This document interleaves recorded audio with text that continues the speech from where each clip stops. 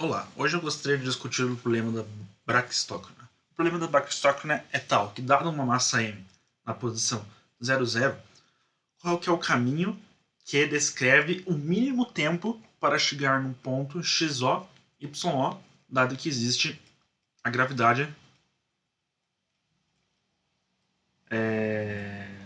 nesse sistema, ou seja, a massa está sujeita apenas à força da gravidade. Qual que é o caminho que leva o menor tempo para que a massa chegue nesse ponto para o ponto XO e YO nesse sistema de coordenadas? Será que é uma curva como essa que eu escrevi assim? Ou será que é uma linha reta? Uma linha, simplesmente uma linha, certo? Ou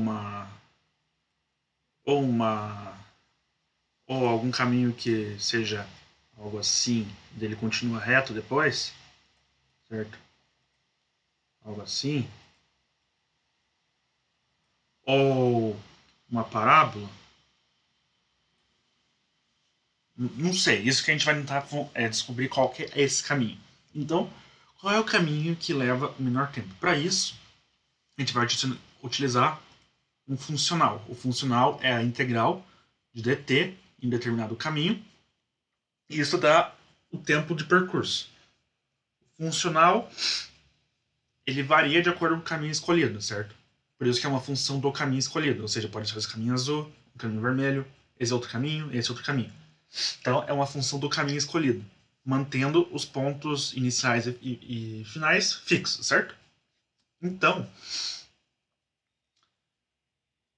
a gente sabe que a velocidade da partícula em um determinado ponto é ds, ou seja, um pedaço do caminho, divididos por dt. Então, isolando dt, a gente pode substituir essa integral por ds sobre o módulo de v.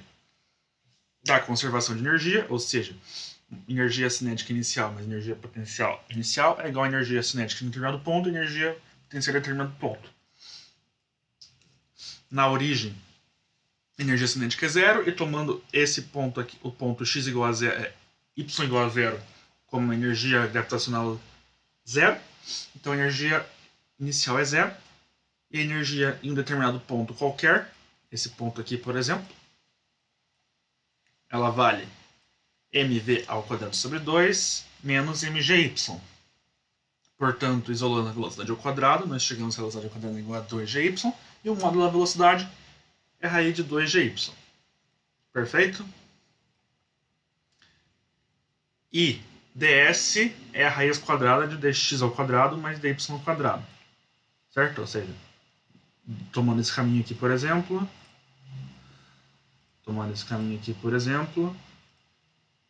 certo? Aqui um ds, nós vamos obter um mini triangulinho aqui, né? Um triângulo infinitesimal, um tamanho ds, onde os catetos são dx e dy, certo? Daí o que vem isso? Essa de Pitágoras. Perfeito. Então a gente substitui esse termo e esse termo no nosso funcional, obtemos esta integral, colocamos dy ao quadrado em evidência. Os matemáticos não gostam disso, mas vamos fazer. Também daria para falar que, na verdade, outro jeito de fazer isso mais elegantemente é falar que dy pela regra da cadeia é dy dx vezes dx, tá? Outro jeito, você substitui e você acha o meu resultado aqui, ok? Mas enfim.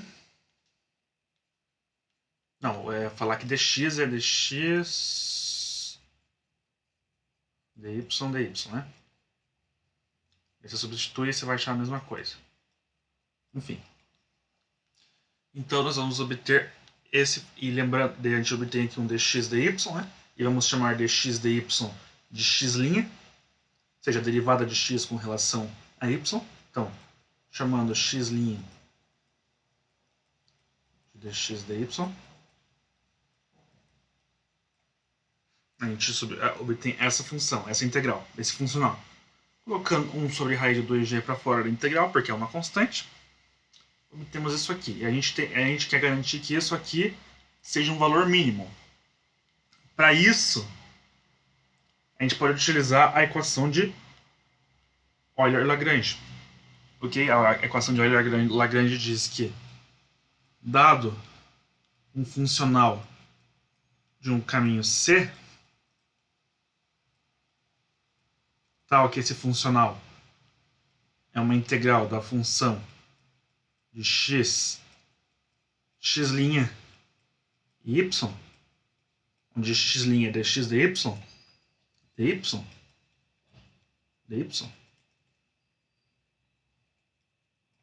num determinado caminho, a equação de Euler-Lagrange nos diz que esse funcional vai se manter estacionário se essa função aqui for satisfeita.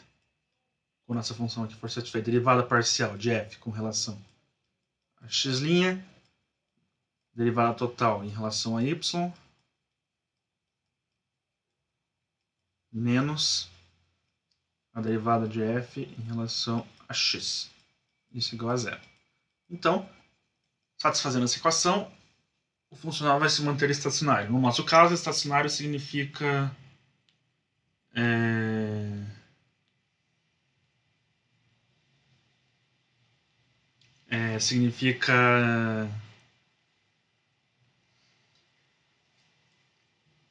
um valor mínimo.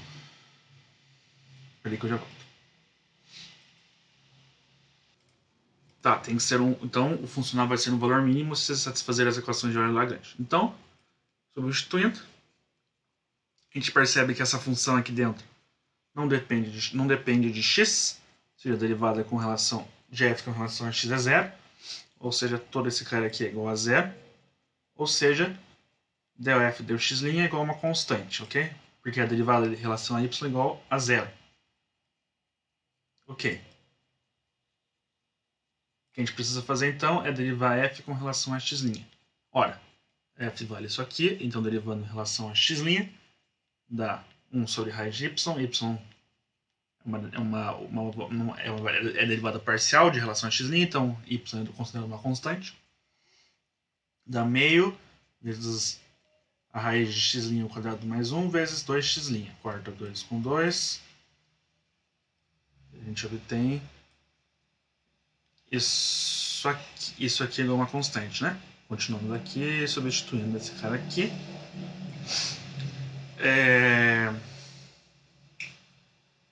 Passando todo esse termo aqui embaixo, multiplicando. Definindo a nossa constante como o inverso dessa constante, porque é uma constante, a gente pode brincar com a constante. Como é o inverso dessa constante, ela vai passar multiplicando x' ao quadrado. Ok? Passando esse termo para cá e colocando x' ao quadrado em evidência, nós obtemos x' ao quadrado constante menos y igual a y, e portanto x' ao quadrado igual a y divididos pela constante menos y. Logo, x', que é dx' sobre dy, é igual a mais ou menos raiz de y sobre c menos y. Porém, como a gente está trabalhando apenas em a situação de mínimo, só vai acontecer, a gente tem certeza que só vai acontecer se a partícula não voltar para trás, certo? Não for num caminho assim, por exemplo, que ela em algum momento retorna, ou seja, que dx dy é negativo, isso não pode acontecer. Porque daí com certeza vai existir um caminho que é mais rápido que esse. Certo? Então a gente ignora as soluções com termo que pode ser negativo a raiz, certo? Então a gente ignora o termo que pode ter negativo. E a gente obtém isso aqui. Ok? Chamando y de d1 menos cosseno θ, onde θ é uma nova variável. E dy é igual a d seno θ de θ, derivando em relação a... tirando o diferencial em ambos os lados. Substituindo, obtemos essa integral, certo? Passando aqui, distribuindo esse d aqui embaixo e passando esse d para fora da integral, obtemos isso aqui. A gente obtém que c menos d é mais d cosseno θ embaixo, ok? Se eu escolher c como igual a 2d, na verdade eu estou escolhendo na verdade d que vale c sobre 2, né? Porque eu posso escolher o valor dessa constante que é o que eu estou definindo. Então c é igual a 2d. Como C é igual a 2D, aqui nós temos 2D menos D da D. E D mais D vai cortar com, vai poder colocar em evidência esse D. E vai cortar com esse D aqui em cima, né? Porque aqui vai ficar D 1 mais cosseno θ, né? Embaixo, corta com esse D. Obtemos essa integral. Copiando ela aqui, dentro da raiz, multiplicando ambos os termos por 1 menos cosseno θ, 1 menos cosseno θ, em cima e embaixo, ou seja, não estamos alterando o valor da integral.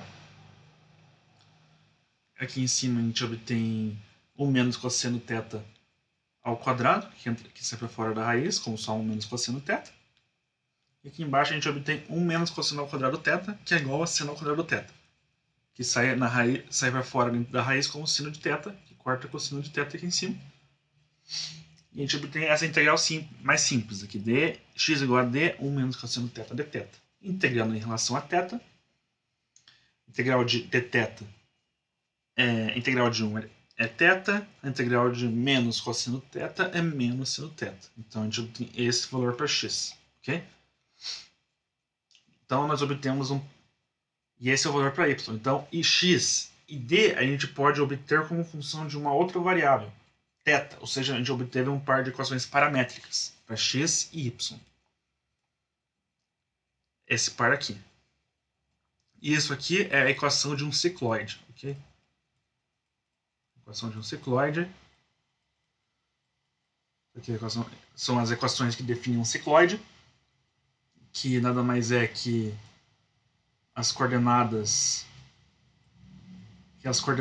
de um ponto. Por exemplo, se a gente tiver um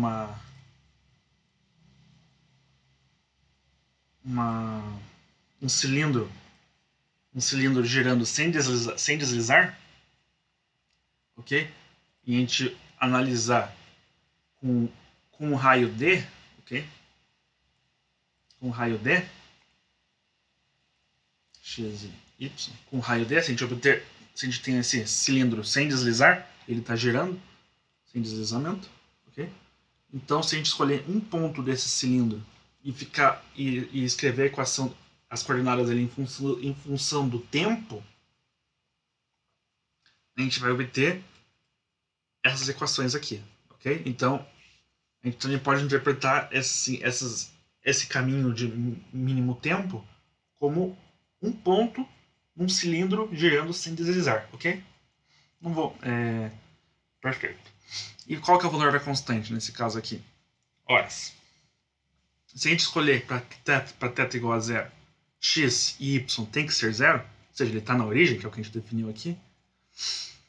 Então, 0 menos... Então, a gente obtém que 0 é igual a constante, então a constante tem que ser 0, e y igual a 0, o que bateu, tá? Perfeito. Então, esse aqui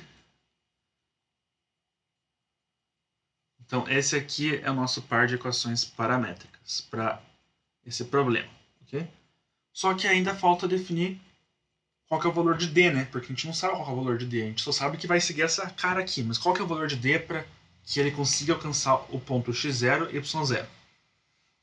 Certo? Olha. Então a gente sabe que para algum θ final,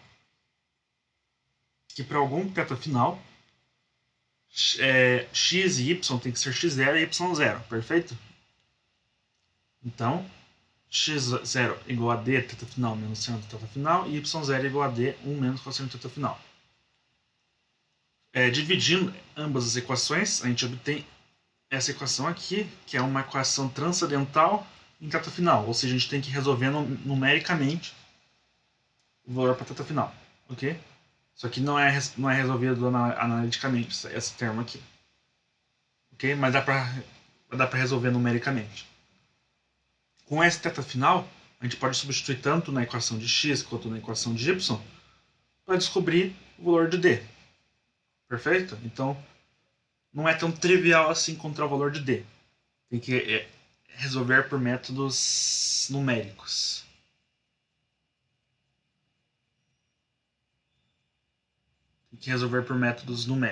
Perfeito?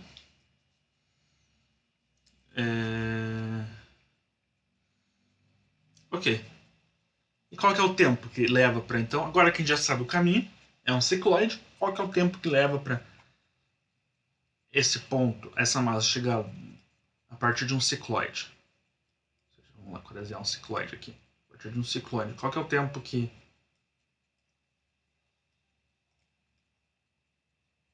Não tá muito bom esse cicloide.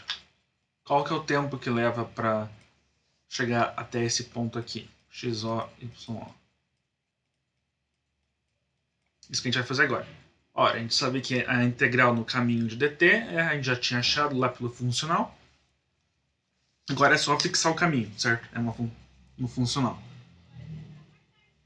Então, a gente sabe que x' é dx dy.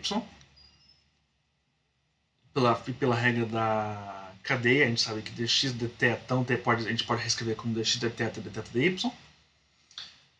A gente sabe que dx dθ, a gente deriva essa equação aqui com relação a θ, é d menos cosseno θ, e dy dθ deriva a equação de y em relação a θ, d seno de θ, e a gente substitui esse termo aqui, o inverso desse termo aqui, certo? Então a gente obtém que x' é igual a 1 menos cosseno de θ seno de θ. Então substitui aqui x' por esse termo aqui, e a gente substitui y por esse termo aqui. Perfeito? Substituído, a gente agora multiplica o lado de cima. A gente multiplica aqui o 1 por seno quadrado de θ em cima, por seno quadrado de θ em cima e embaixo, para poder somar os termos, né? Podendo somar os termos, vai sair um seno de θ para fora da integral, por causa desse seno quadrado de θ aqui embaixo, dividindo. E vai ficar seno ao quadrado de θ mais esse termo aqui expandido, que é o quadrado primeiro, que é 1 menos 2 cosseno θ mais cosseno ao quadrado de θ, ok? E dy... também substitui dy aqui, né? dy é d seno θ vezes dθ, certo? Daqui. Então substitui aqui. E daí vai aparecer aqui um seno θ dθ. Esse d sai para fora. Perfeito? E o que mais? Estou esquecendo. Aqui ia ter um D.